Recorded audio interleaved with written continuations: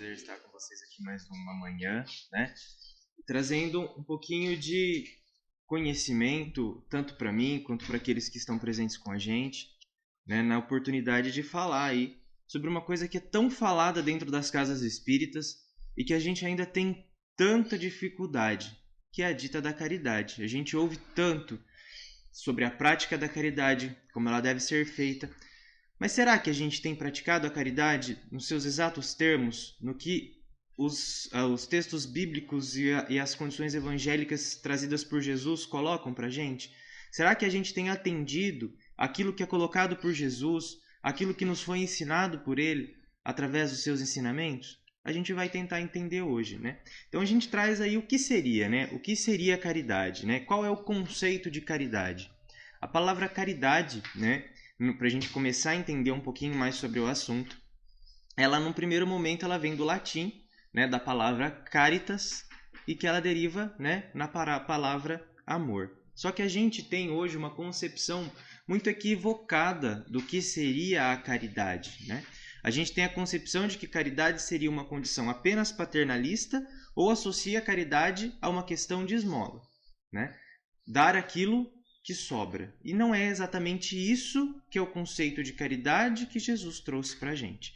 Jesus, ele trouxe algo muito mais profundo, ele trouxe algo muito mais complexo para que a gente entendesse o que seria a caridade.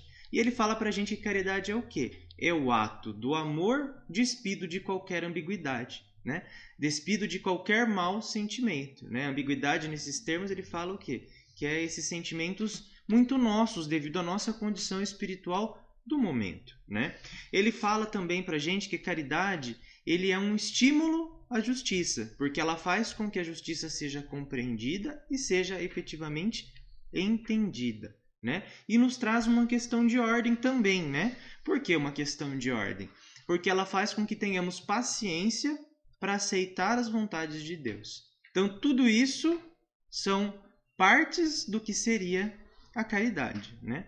Só que Jesus ele já sabia que nós teríamos dificuldade de compreender o que é a caridade de uma situação ou a caridade, né, como num todo. Então, o que ele deixa para a gente? Ele traz para a gente a noção de caridade através de uma parábola. Assim como ele fez com todas as outras vezes e com todos os outros sermões que ele trouxe um sermão através dessa parábola, explicando para a gente o que seria e dando a noção de como deveria ser a caridade. E qual parábola é essa, meus amigos? Ele fala para a gente através da parábola do bom samaritano. E ele coloca para a gente os requisitos ali, que não existem requisitos na realidade para a prática da caridade. Então Jesus coloca para a gente, na parábola do samaritano, que descia de Jerusalém para Jericó, né, um homem, e que ele foi atacado por salteadores. E esses salteadores, além de o agredirem fisicamente, levaram tudo o que ele tinha. E neste mesmo caminho desciam 3 homens. Descia um levita, um sacerdote e descia também um samaritano. Tanto o levita quanto o sacerdote que eram letrados nas palavras divinas, eles desviaram daquele que estava caído e seguiram o seu caminho. O samaritano, que era considerado impuro, foi o único que parou para auxiliar. Retirou aquele indivíduo da via pública, o levou para uma estalagem, pagou alguns dias de descanso para que ele pudesse se restabelecer e depois seguiu seu caminho. Jesus ele já coloca para a gente que essa é a forma correta de fazer a caridade, né? A gente não precisa de condições pré-determinadas, nós não precisamos de condições religiosas, nós não precisamos de condições materiais e de nenhum conhecimento extra para que a caridade seja feita. A caridade ela vai ser feita a partir do momento que nós tenhamos o quê? Boa vontade. Caridade e boa vontade são 2 coisas que andam juntas. Se a gente não tem boa vontade, a caridade ela vai ser algo que inexiste espontaneamente do nosso coração, né? Só que nessa questão, nessa parábola do samaritano, Jesus ele já sinaliza para a gente, né? Que o quê? Que mesmo aqueles que podem ser considerados, né, impuros, pouco importa. O que importa é a condição de boa vontade de cada um. Kardec, no Evangelho segundo o Espiritismo, ele traz para a gente também vários textos evangélicos que exemplificam e que colocam para a gente como deve ser a caridade. E eu vou tomar a liberdade de ler para vocês, né, aonde ele mostra isso para a gente, né? A questão do que seria a caridade material, do que seria a caridade moral, e que às vezes a gente também tem dificuldade de entender uma coisa e outra, né? E Kardec fala para a gente, dentro de um capítulo específico, dentro do Evangelho segundo o Espiritismo, no capítulo 8, ele coloca para a gente, né, fazer o bem sem ostentação. São alguns subtítulos dentro desse capítulo que ele vai tratar unicamente sobre caridade e como deve ser a prática da caridade, né? Fazer o bem sem ostentação, os infortúnios ocultos, o óbolo da viúva, convidar os pobres e os estropiados, a beneficência, a piedade, os órfãos, os benefícios pagos com ingratidão e a beneficência exclusiva. Dentro de todos esses subtítulos que eu li para vocês, o que mais foi a instrução dos espíritos amigos foi: amemos uns aos outros e não façamos ao outro aquilo que não gostaríamos que fosse feito a nós. E esse dizer que é dito pelos espíritos amigos, ele se traduz na prática da caridade. Se eu não faço e não desejo ao outro aquilo que eu não gostaria para mim, ou só faço ao outro aquilo que eu gostaria que fosse feito a mim também, eu estou praticando a caridade, né? Até que a gente faça a caridade despida de qualquer interesse ou despida de qualquer pré-condição, este é o norte que Jesus ensina para a gente. Mas não apenas isso. Nesses textos evangélicos que eu citei para vocês, é colocado para nós também outras questões, como, por exemplo, que a caridade moral consiste em nos suportar. Não há desenvolvimento, meus amigos, e progresso, evolução, quando nós não entramos em contato com o nosso semelhante. Nós só vamos progredir espiritual e moralmente e intelectualmente também em contato com o nosso semelhante. É por isso que Deus, nosso Pai, fez com que todos nós tivéssemos a vida em sociedade. Se fosse para que nós vivêssemos apartados ou sozinhos, ele teria sim o feito, mas ele não o fez. E como pré-condição para isso, ele colocou o quê? A vida social como requisito para o nosso crescimento e para o nosso progresso.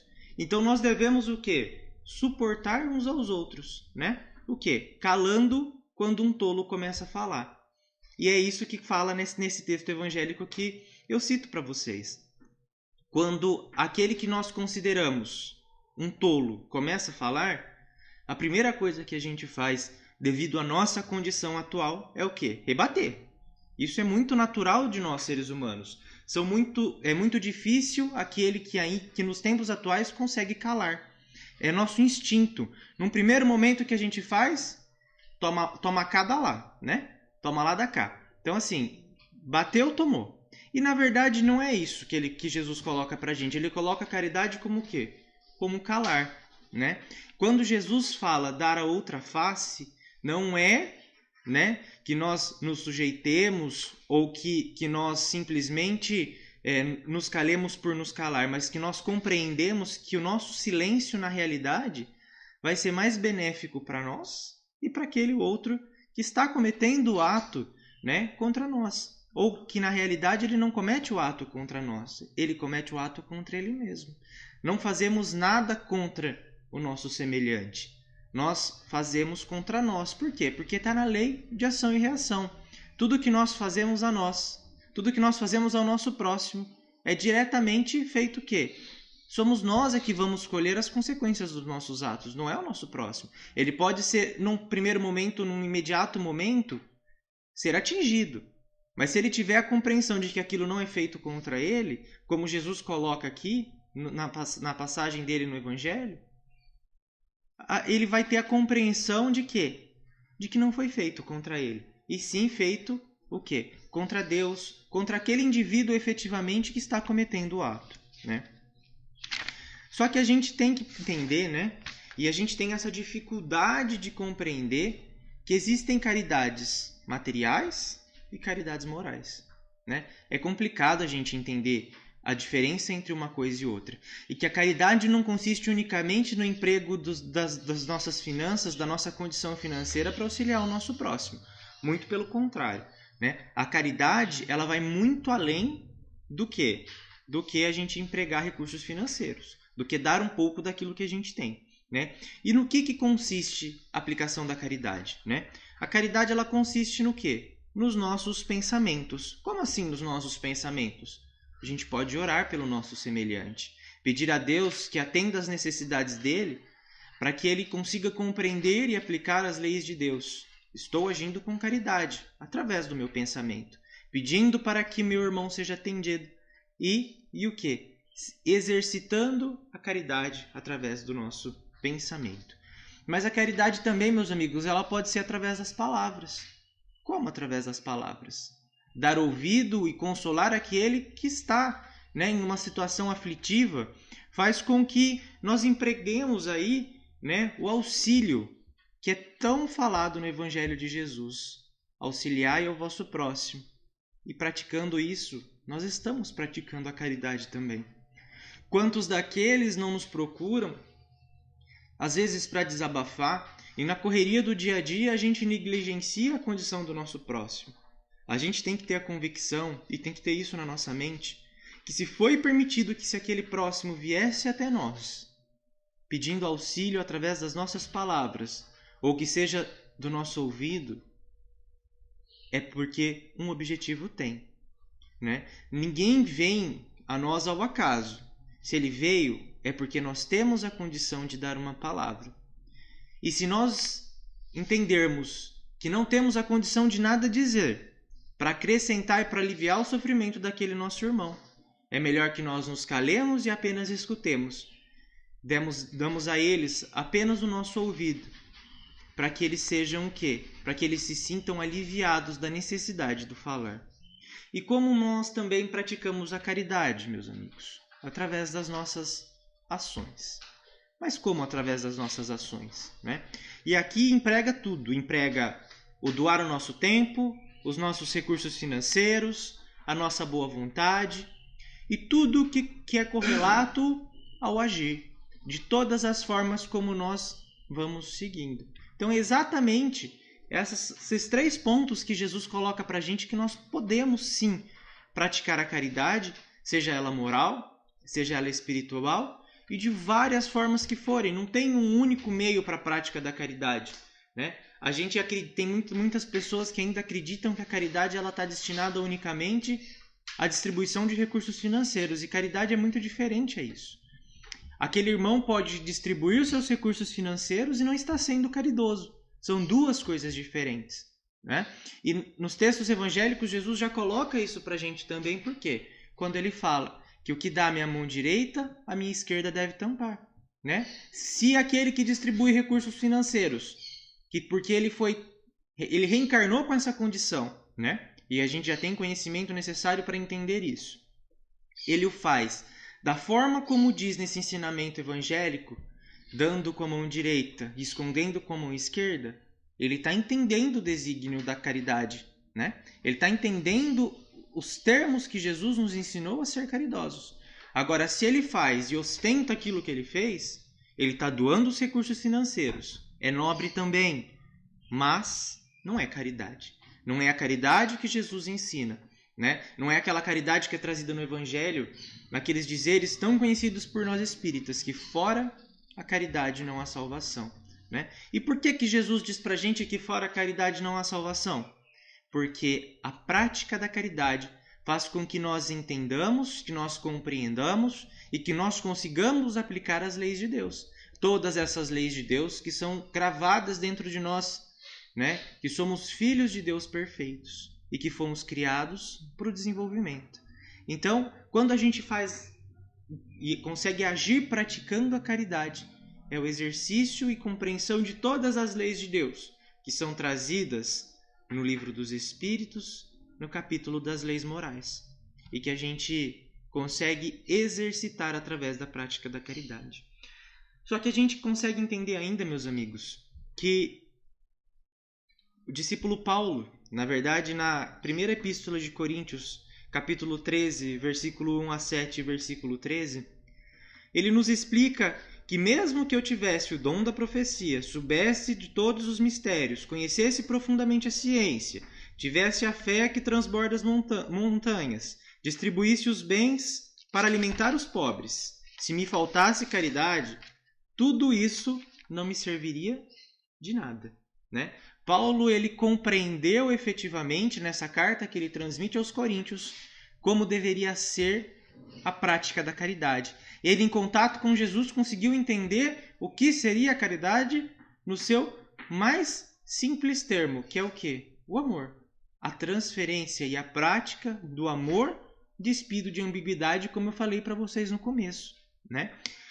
Paulo, ele fala para a gente que a caridade ela é paciente. Ela vai exercitar a paciência com o nosso próximo. Ela vai entender que o tempo de um é diferente do tempo de outro. Cada um tem um tempo de desenvolvimento, né? Eu não posso querer para o meu irmão, que está em uma condição diferente da minha, que ele se desenvolva no mesmo tempo que eu me desenvolvo. Que a compreensão de vida dele seja a mesma compreensão de vida minha.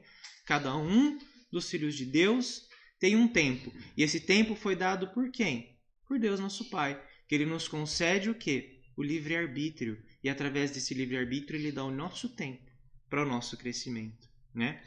E Kardec, comentando esses dizeres de Paulo, né, dessa necessidade da caridade que Paulo coloca para nós, né, nesse trecho que eu tomei a liberdade de ler para a gente, Kardec, ele entendendo isso, ele coloca para a gente o quê? Que a caridade ela é tão importante que ela pode ser colocada acima da fé e da esperança. Por que acima da fé e da esperança? Porque eu não preciso acreditar que meu irmão vai mudar para eu praticar a caridade. E eu não preciso acreditar e ter qualquer credo religioso para a prática da caridade. A caridade ela não está vinculada à doutrina espírita, ela não está vinculada ao catolicismo, ela não está vinculada às religiões protestantes.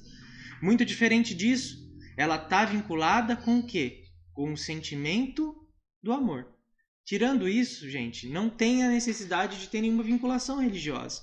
E é isso que Paulo também, que Kardec, compreendendo as palavras de Paulo, Kardec traduz para a gente. Quando ele fala, coloca a caridade acima mesmo da fé, porque a caridade está ao alcance de todo mundo, do ignorante, do sábio, do rico e do pobre. E porque independente de toda crença particular, é a caridade, né? Ela não precisa crer que o meu indivíduo creia em Deus ou qualquer outra coisa.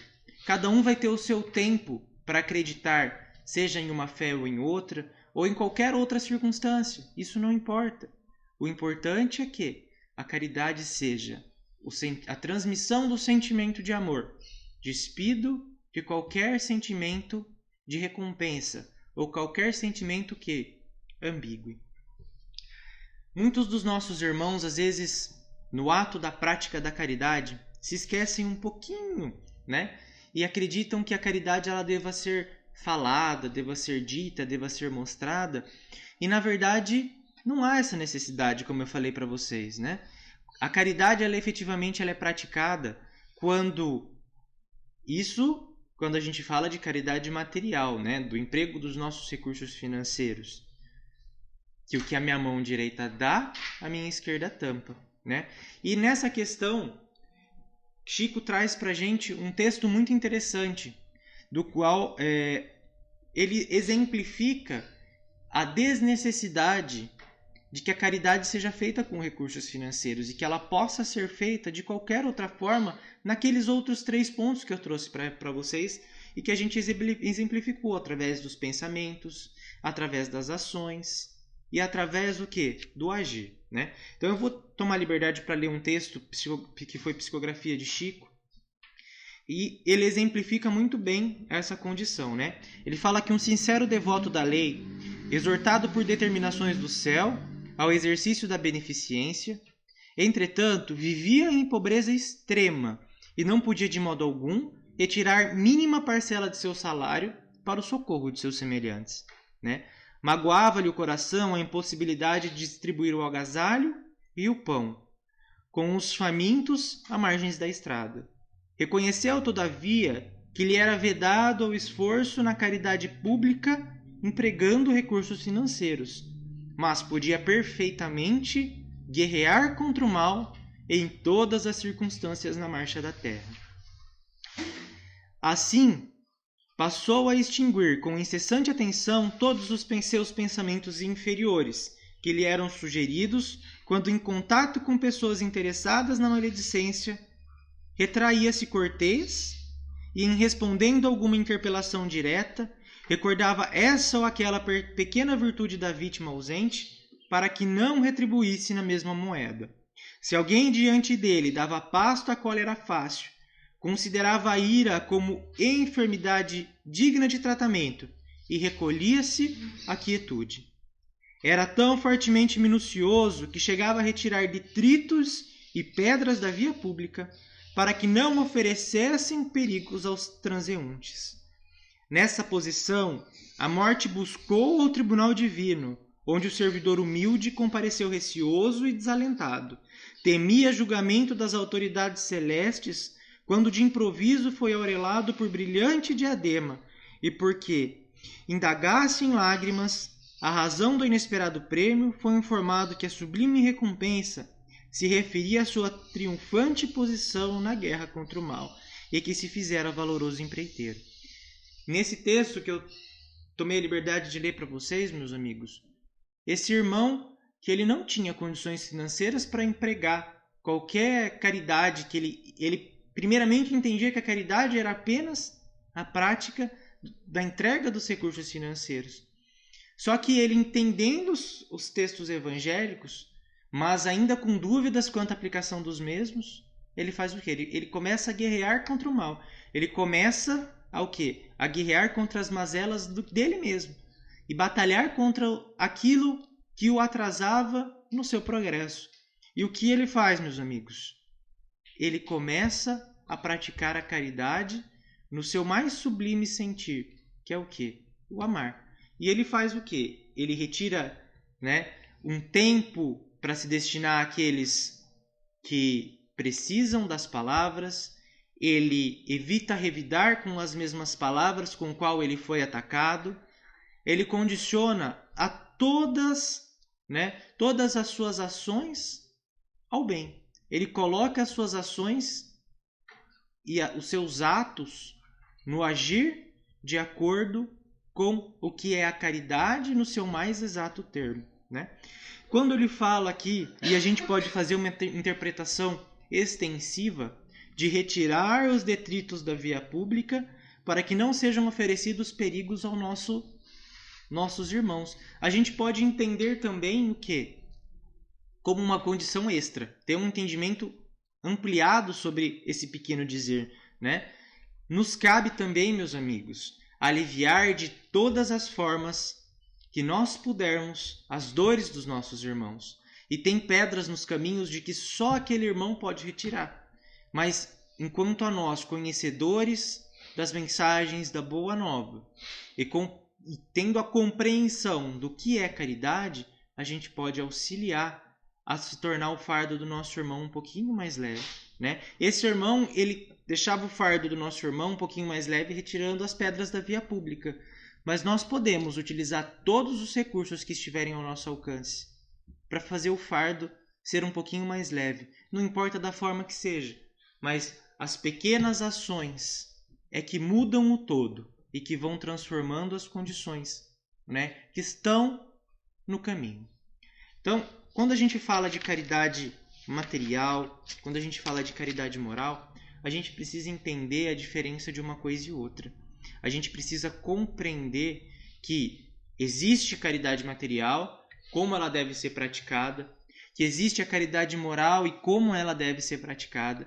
E a forma como nós a praticamos é que vai determinar se nós estamos de fato cumprindo a caridade ou se nós estamos sendo desatentos com os desígnios evangélicos que foram trazidos por Jesus, que foram codificados por Kardec, que nós passamos a compreender toda a sua minúcia e toda a forma de aplicação através do Evangelho segundo o Espiritismo, de como deve ser, como nós devemos compreender. Mas não apenas isso, através da parábola do samaritano que nós trouxemos para vocês também, Jesus ele já colocava para a gente como deveria ser a prática da caridade, a caridade desinteressada, a caridade sem condição pré-estabelecida, a caridade sem qualquer interesse de recompensa.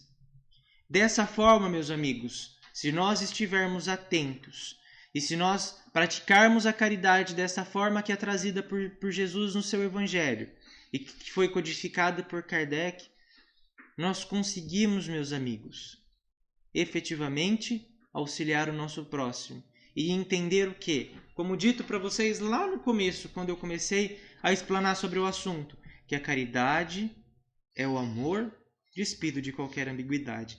Nós entendendo todos os desígnios evangélicos, nós conseguimos efetivamente praticar a caridade. E é o que precisa ser feito, a prática da caridade. Pois nós só vamos crescer, nós só vamos nos desenvolver intelecto e moralmente se nós praticarmos a caridade. A caridade é um meio de aprendizado que nos foi empregado para o nosso crescimento, né? Como já dito nas palavras que fora a caridade não há salvação, Kardec queria que nós entendêssemos que a caridade transforma, a caridade modifica os nossos atos, a caridade faz com que nós passemos a olhar o nosso próximo com os olhos de amor, com os olhos que Jesus olhava para cada um de nós e tem olhado para cada um de nós em todos os momentos. Então é exatamente essas palavras que eu gostaria de deixar para vocês, né? A gente entendendo um pouquinho de como seria a caridade, de que posso fazer a caridade material, mas que eu não tenha, mesmo que se eu não tiver a condição de fazer uma caridade material, pouco importa. O que importa são as condições do meu coração e a forma como eu vou efetivamente realizar a caridade. Estou aproveitando os minutos que ainda restam. Eu gostaria de aproveitar a oportunidade, né, e falar também que existe o tempo certo, meus amigos, inclusive para a prática da caridade, né? Nós temos que respeitar o tempo do nosso próximo, porque em algum momento nós podemos nos direcionar a alguém e querer impor a ele uma condição, ou querer que ele receba aquele auxílio que nós estamos empregando, mas na realidade nosso irmão pode o quê? Ele pode rejeitar, é um direito que ele tem. E a gente tem que compreender e o quê? Aceitar e deixar que ele siga o caminho dele até que ele aceite o tempo correto. Então, até para a prática da caridade, há o tempo correto para que ele seja feito. A gente vai fazer a caridade em todos os momentos, mas há aqueles que aceitarão nos tempos corretos, no tempo de cada um, né? E nessa linha, a gente teve a honra de receber numa reunião mediúnica da qual nós participávamos, né, um texto de um mentor amigo, e que ele falava que, e antes disso, no começo da reunião, a gente discutia sobre o que seria a caridade, quais as formas de serem empregadas.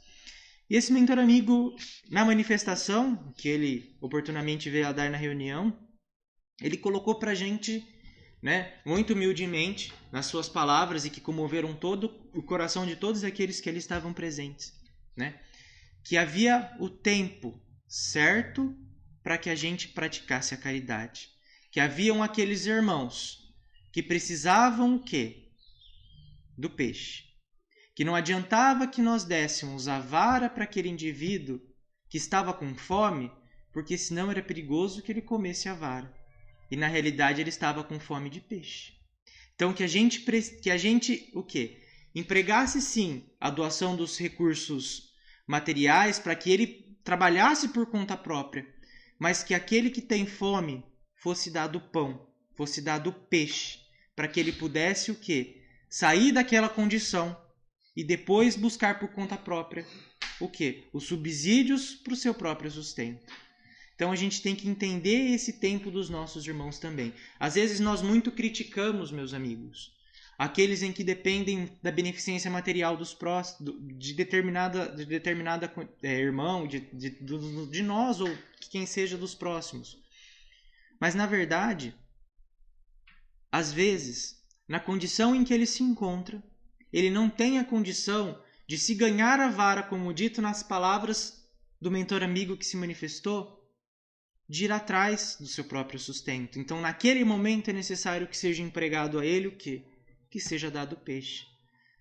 mas que não seja negligenciado e seja deixado de ser ensinado a que ele pesque, e seja dado, se necessário, a vara para que ele vá atrás também do próprio sustento. Então a gente deixa também essas palavras para que a gente possa refletir sobre elas, né? E lembrar que o quê? Que a caridade nada mais é.